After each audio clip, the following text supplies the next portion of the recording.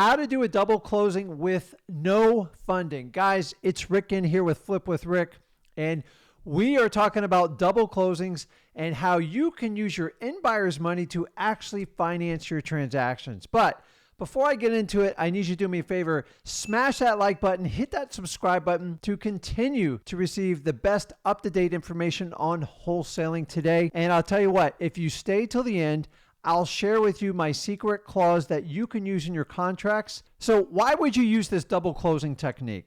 So sometimes you have a contract that you just can't flat out assign, and you have to find a way to close in it and resell it. So instead of having you own the property for a significant amount of time, doing a double closing, if you can't do an assignment, is the second most effective method in wholesaling. Also, the double closing keeps the eyes off your wholesale fee, meaning if you close with the seller and you have a new buyer, what would normally be your assignment fee is not even disclosed because you did a clean transaction.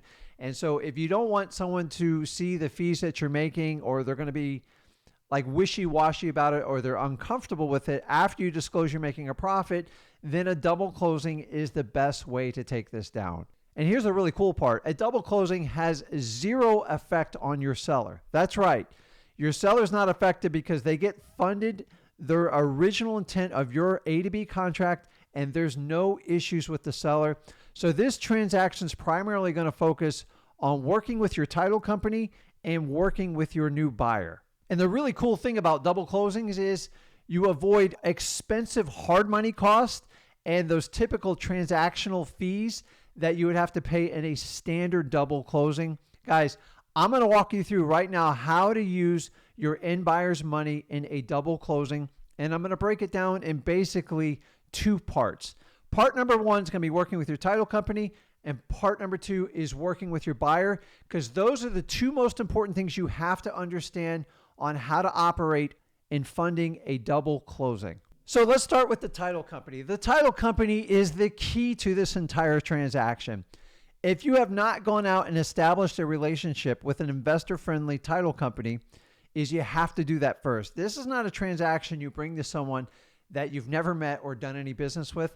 Odds are you are going to be turned down on it. And matter of fact, these types of deals where we do a double closing and use the end buyer's funds, a lot of title companies just won't do it because A, they don't understand it, or B, they just don't want to be associated with any risk involved in the transaction. First step, find a title company that you can work with to do a double closing. So I'm going to give you some key terminology that you can vet your title companies to see if they will do this type of transaction for you. For the record, this is a completely legal transaction, but title companies have the choice if they want to participate in them or not, and you need to understand that. So number one, the first question to ask your title company is, are you comfortable closing a deal in escrow? And just leave the question open like that.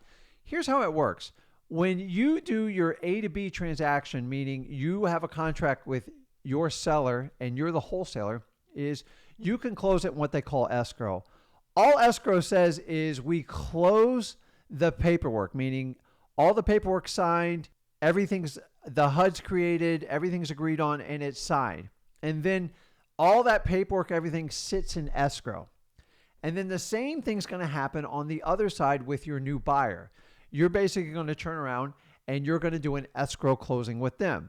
Same procedure, same paperwork signed, everything's done. The only difference is everything's signed, but there has been no funding to this point to the seller. So if a title company is open to doing this, they're familiar with this procedure, I will forewarn you, they want to make sure you're a reputable investor and you have to establish those credentials with them before you request these types of transactions. The next part of it is the funding part. And this is where you're going to have your buyer fund their side of the transaction, put the money in escrow. And a lot of title companies refer this as acquisitions funding. How do I know this? Because a lot of times that's what they'll put on my HUDs, and I've seen it firsthand. So using the term double escrow closings and using acquisition funding will help you vet your title company In my opinion, either they're completely on board with this method or they'll tell you absolutely no. It's better you know it in advance. And if you can do a few transactions with them first, you'll probably get further with this conversation. The next step is you want your title company to be okay with preparing a pre-escrow release letter. Once again, it's a pre-escrow release letter. And what this does is the deposit your end buyer is going to make basically says if they don't perform on their contract, that money gets released to you as the wholesaler with no additional signings. It's automatically being agreed on. That way you don't get in a fight to get your non-refundable deposit, okay? The only way a non-refundable deposit works in escrow is both parties have to agree to it up front. And here's the key. Your title company has to be on board doing this. You have to ask permission before you do these types of transactions to make sure everyone's okay working with each other.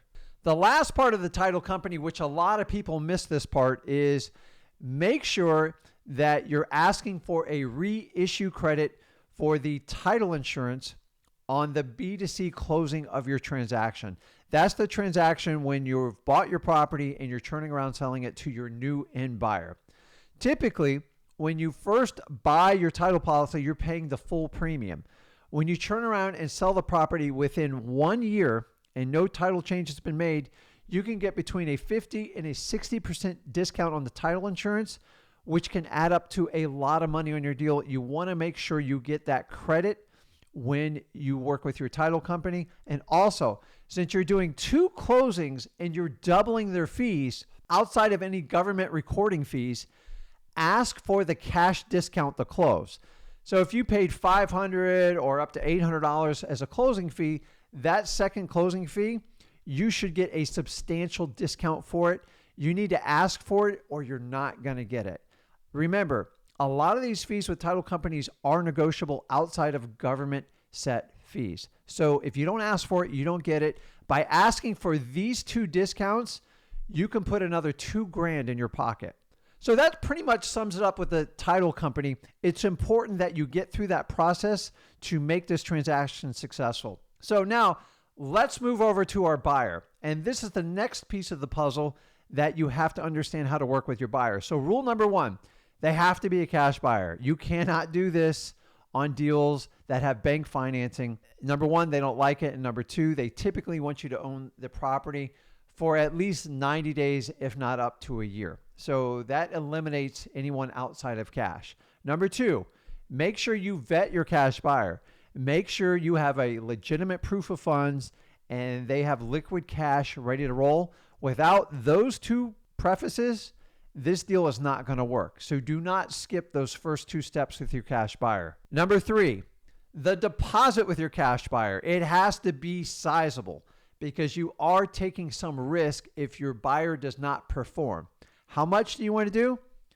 A minimum 5%. I prefer 10% because very few buyers are going to walk away from 5 to 10%. I always ask for 10%.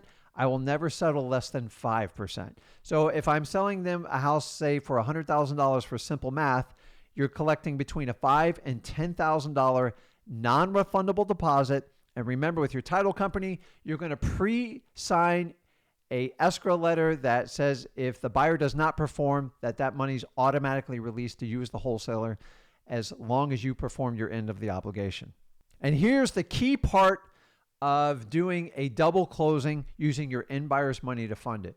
Your buyer must be willing to fund their side of escrow 48 hours in advance of the actual closing date. I actually prefer 72 hours. What this does is once they put the money in escrow, say it's a full $100,000, that deal's pretty much done. Like it is over and it's done. And remember, you've already had your seller sign. So they fund it 48 hours in advance. Why do I say 48 hours? Prefer 72 hours? Because you know the money's there and the deal is going to go through without a hiccup. You do not want to wait till the 11th hour to find out if they're going to send the balance of that money. I get it. You have a non-refundable deposit, but that still does not cover you to make sure it performs. And I want to know in advance of the closing date to make sure they're going to perform in case I have to get an extension or I have to fund it through hard money transactional funding or myself. So I talked about this earlier. They're also going to have to sign an EMD letter saying that once they put up their deposit money, that if they don't perform, they automatically release it to you as the wholesaler. Guys, here's one that's like often overlooked. You need very cooperative buyers. If they're questioning the process and they don't understand it and they're beating up your title company, they're probably not going to fit this method. You need to look for other ways to take this deal down. And then if you want to sell it to your buyer, just charge them significantly more for them not working with you on this deal. That's what I do because I'm trying to save the money and streamline the process as much as possible. Now, last but not least with your buyers, everything's negotiable in real estate. So the downside of doing a double closing is you have two sets of costs. So I've already given you tools to reduce those costs with your title company in regards to the title insurance and the closing fees. The last thing is when you buy the property, when you turn around and go to sell it, that new buyer has to pay the closing costs. It's non-negotiable with me.